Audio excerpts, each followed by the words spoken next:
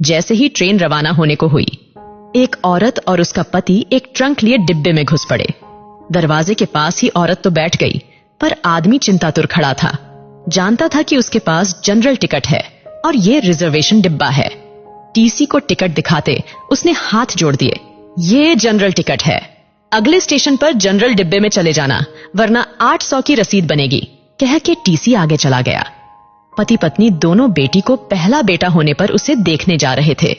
सेठ ने बड़ी मुश्किल से 2 दिन की छुट्टी और 700 रुपये एडवांस दिए थे।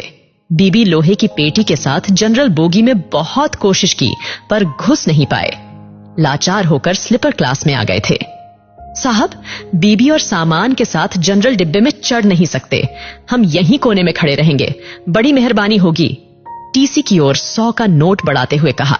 100 में कुछ नहीं होता, 800 निकालो वरना उतर जाओ। 800 तो गुड्डो की डिलीवरी में भी नहीं लगे साहब, नाती को देखने जा रहे हैं, गरीब लोग हैं, जाने दो ना साहब। अब की बार पत्नी ने कहा।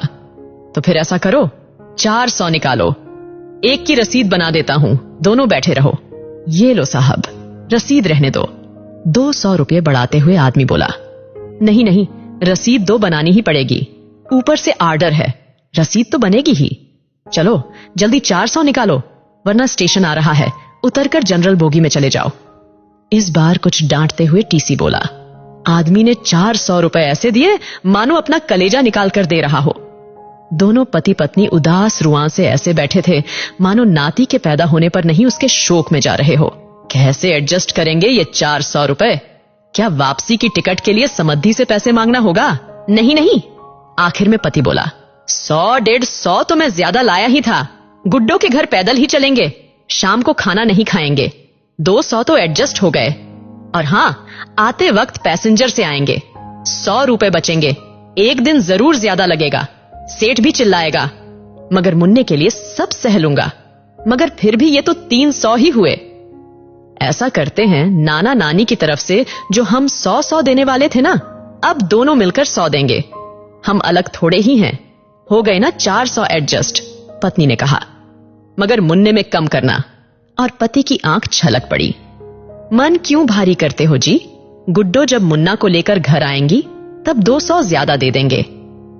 कहते हुए उसकी आंख भी छलक उठी, फिर आंख पोंछते हुए बोली, अगर मुझे कहीं मोदी जी मिले तो कहूंगी, इतने पैसों की बुलेट ट्रेन चलाने के बजाय इतने पैसों से हर ट्रेन में 4-4 जनरल बोगी लगा दो, जिससे ना तो हम जैसों को टिकट होते हुए भी जलील होना पड़ेगा और ना ही हमारे मुन्ने के 100 रुपये कम हो। उसकी आंख फिर छलक पड़ी।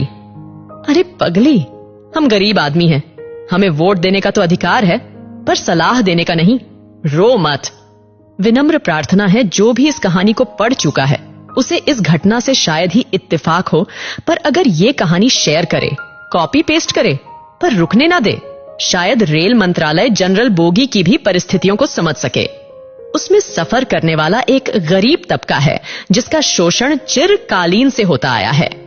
एक कोशिश परिवर्तन की ओर।